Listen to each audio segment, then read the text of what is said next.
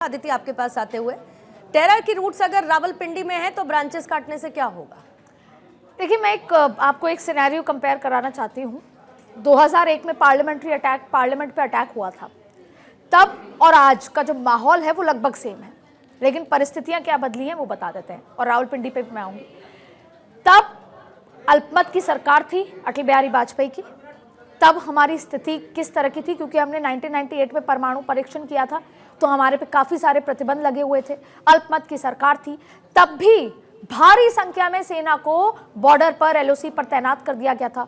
और हालात ऐसे थे कि अगर कोई भी डिफेंस की गाड़ी या सेना की गाड़ी गुजरती थी तो राष्ट्र हित, उस तरीके की जो भावना थी, उससे हिलोरे मारते थे पूरा राष्ट्र। उसी हालात में थे। लेकिन भारत वो 25 साल पहले वाला भारत अब नहीं है। पहली चीज, हम अंतर्राष्ट्रीय स्तर पर पूरा बदल चुके हैं। हमारा जो राष्ट्र नेतृत्व है उसका थॉट प्रोसेस इसलिए बदला है क्योंकि ग्लोबली हम बहुत ग्रो कर चुके हैं। विदेशी मुद्रा हमारे पास बहुत है, डिफेंस के मामले में बहुत मजबूत हो चुके हैं। और इसके साथ साथ परिस्थितियां सेम थी, तब भी गुस्सा था, अब भी गुस्सा था, अभी भी गुस्सा है। लेकिन अब जो इंतजार हो रहा है कि लगातार बैठकें हो रही हैं, हम राष्ट्र मुद्रा की बात करें, डिफेंस की स्थिति की बात करें, हम राष्ट्र नेतृत्व का जिक्र करें, हम हर चीज में बेहद ज्यादा मजबूत हैं। हम अपने आर्थिक स्थिति में ही बहुत मजबूत हैं। इसीलिए प्रधानमंत्री जो इतने सारे प्लानिंग और इतनी सारी बैठकें इसलिए कर रहे हैं क्योंकि हम किसी भी मोर्चे पर अगर फेल हो गए तो क्योंकि नरेंद्र मोदी से एक्सपेक्टेशन ज्यादा है, सवाल ज्यादा उठेंगे। हर मोर्चे पर तैयारी है।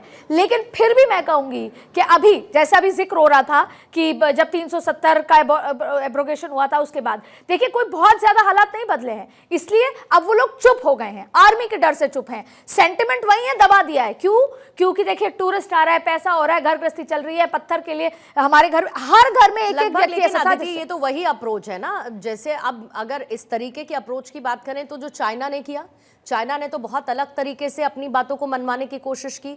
एक ग्रुप को उन्हें पर्टिकुलर जगह से हटाना है, वहां जो काम होता है उसको खत्म करना है, तो वहां उन्होंने क्या किया, लोग नहीं माने तो हाई राइज बिल्डिंग बनवा दी। अब आप क्या करिएगा? मुझे लगता है जो एक्सपर्ट्स हैं इस पर और ज्यादा बेहतर तरीके से बता पाएंगे। लेकिन भारत ने भी कुछ उसी तरीके से आदित्य किया। जब आपने लोगों को मुख्यधारा से जोड़ने की कोशिश है ना, कई बार जब आपने वहां पर पैसा पहुंचाया, जब आपने वहां पर ये बताया कि सुनो वो जो 500 रुपए लेके पत्थरबाजी करते थे उससे बेहतर जिंदगी हम तुमको दे सकते हैं, उसके बावजूद भी जो hidden under the carpet thought process है, आप जाके किसी के सामने माइक रखिए कि पाकिस्तान के साथ क्या होना चाहिए, वो कहेंगे कि हमें नहीं पता। आप किसी महिला, किसी पुरुष के सामने माइक रख के बोलिए पाकिस्तान के साथ क्या होना चाहिए, वो कहेंगे नहीं।